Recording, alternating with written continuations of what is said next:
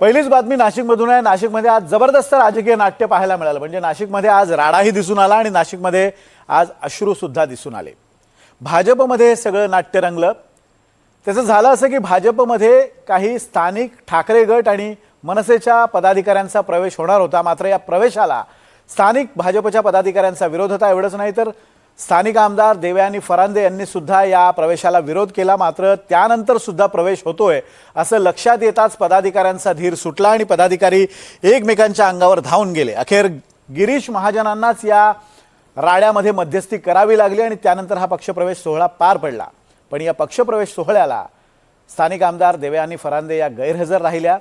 एवढंच नाही तर ज्यावेळेला त्यांना या संदर्भात विचारलं गेलं तेव्हा त्यांना अश्रू अनावर झाले। नेमकं काय घडलं नाशिकमध्ये आपण पाहूयात।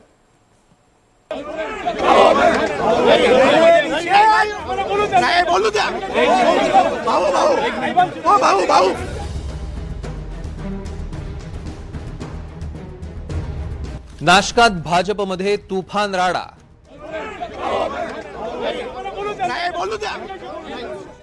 नाशिकचा बाहुबली कोण? गिरीश महाजनांसमोर कार्यकर्ते आक्रमक। देवयानी फरांदेंना अश्रू अनावर। नाशिक भाजपमध्ये काय चाललंय याचं उत्तर या दोन दृश्यांनी दिलंय। पहिलं दृश्य राड्याचं।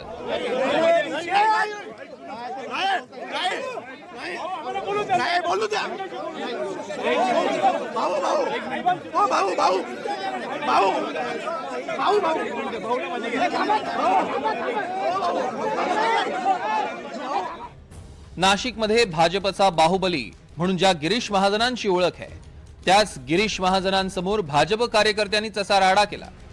भाजप कार्यकर्त्यांचं म्हणणं होतं, आमचं ऐकून घ्या, भाजपमध्ये जे प्रवेश होणार आहेत ते थांबवा आणि आम्हाला आमचं म्हणणं मांडू द्या।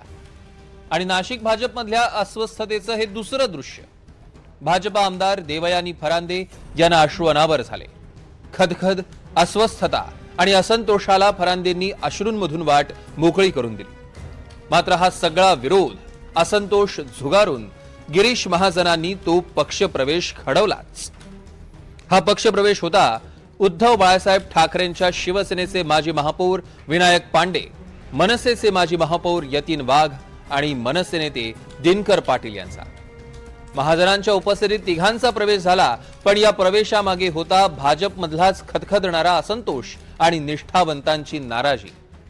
या पक्षप्रवेशाआधीच सकाळपासूनच नाराजीचे फटाके फुटायला सुरुवात झाली होती। या फटाक्यांची वात पेटवली ती भाजप आमदार देवयानी फरांदे यांनी। सोशल मीडियावर पोस्ट करत फरांदेंनी खळबळ उडवून दिली। प्रभाग क्रमांक 13 मध्ये होणाऱ्या पक्षप्रवेशाला माझा स्पष्ट विरोध आहे, तसंच प्रस्थापितांच्या विरोधात ठामपणे लढा देणाऱ्या हिंदुत्ववादी कार्यकर्त्यांच्या मी खंबीरपणे पाठीशी आहे। सदर विषयात निवडणूक प्रमुख म्हणून मला कोणतीही विचारणा करण्यात आलेली नाही। जय श्रीराम। एवढंच नव्हे तर विनायक पांडे यांच्या पक्षप्रवेशाला विरोध करत फरांदे यांनी 2 फोटोही सोशल मीडियावर पोस्ट केले। त्यामध्ये ड्रग माफिया ललित पाटील बरोबरचे विनायक पांडेंचे फोटो फरांदेंनी दाखवले। देवयानी फरांदे या नाशिकच्या भाजपच्या निवडणूक प्रमुख आहेत, मात्र त्यांना पांडे, वाघ आणि पाटील यांच्या पक्षप्रवेशाची कुठलीही कल्पना देण्यात आली नाही। नाशिक भाजपची गिरीश महाजन विरुद्ध देवयानी फरांदे ही धुसफूस त्यामुळे चव्हाट्यावर आली। एकीकडे महाजनांनी विनायक पांडे, यतीन वाघ आणि दिनकर पाटलांचा प्रवेश घडवून आणला आणि दुसरीकडे देवयानी फरांदेंच्या अश्रूंचा बांध फुटला। नाही, गहिवरून येण्याचं कारण महत्त्वाचं म्हणजे मी एक अतिशय सामान्य कार्यकर्ती आहे आणि माझ्या डोळ्यासमोर जर कार्यकर्त्यांना बळी दिला जात असेल तर हे काही बरोबर मला वाटलं नाही।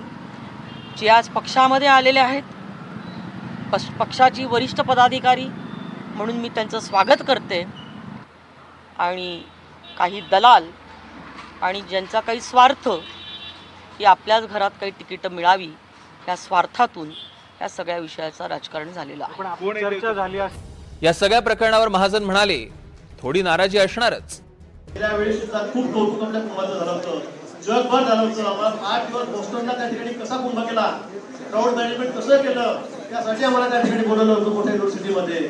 आणि यावेळेला सुद्धा त्यापेक्षा अधिक चांगला गर्दी 4 पट अधिक राहणार आहे. तो कुंभमेळा आम्हाला करायचा आहे. त्यासाठी आपण जर सगळे एकत्र झालो, सगळे पक्ष सगळ्यांनी एकत्र येऊन काम केलं तर मला वाटतं हे निश्चित यश आपल्याला त्यामध्ये मिळणार आहे. आणि म्हणून मला आनंद होतोय की आपण सर्वांनी पक्षामध्ये ठिकाणी प्रवेश केलेला आहे. जुन्या कार्यकर्त्यांना मी सांगणार, तुम्ही काळजी करू नका, तुम्ही अजिबात काळजी करू नका, तुमची सुद्धा काळजी आम्हाला आहे. तुम्ही गिरीश महाजनांसोबत काही आपली चर्चा झाली या सगळ्या संदर्भात? मी गिरीश महाजन साहेबांवरती अजिबात नाराज नाही. त्यांना चुकीच्या पद्धतीने ब्रीफ केलं गेलेलं आहे. पक्षाच्या दृष्टिकोनातून प्रवेश होतो, पक्ष मोठा होतो, परंतु पक्ष मोठा होत असताना निष्ठावंतांवरती अन्याय व्हायला नाही पाहिजे, एवढीच भूमिका मी मांडत होते. आणि मी परत सांगते की आलेल्या सर्वांचं मी मनापासून स्वागत करते. आणि परंतु वरिष्ठांच्याकडे मी कार्यकर्त्यांची भूमिका हे निश्चित स्वरूपामध्ये पोचवेल.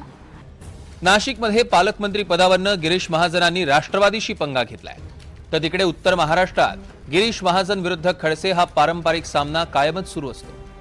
आता नाशिक भाजपमध्येच गिरीश महाजनांविरोधात अस्वस्थता दिसते. जो जिंकेल त्याला तिकीट असंच भाजपचं धोरण ठरलंय आणि हीच जिंकण्याची इच्छा घेऊनच अनेक जण भाजपमध्ये येत आहेत. भाजपचे केंद्रीय मंत्री नितीन गडकरींनीही या तिकिटाची भूक याबद्दल एक किस्सा सांगितला.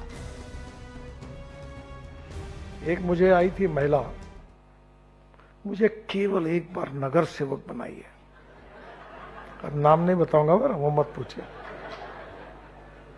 उसको नगर सेवक बनाया, फिर मेयर नहीं बना पाया, खूब रोने लगी. तो मेरी माँ उस समय थी, बोले इसके पति का निधन हो गया क्या, ये ऐसी क्यों रो रही? मैंने बोला नहीं, ऐसा नहीं हुआ, इसको टिकट नहीं मिला, इसके लिए वो नाराज है. ऐसी रोई. फिर मेयर बनाया. अब मेयर बनने के बाद वो भी काम हुआ. अब वो बोली आपको एमएलए बनाओ, और फिर से अभी नगर सेवक के टिकट के लिए तैयारी है आज.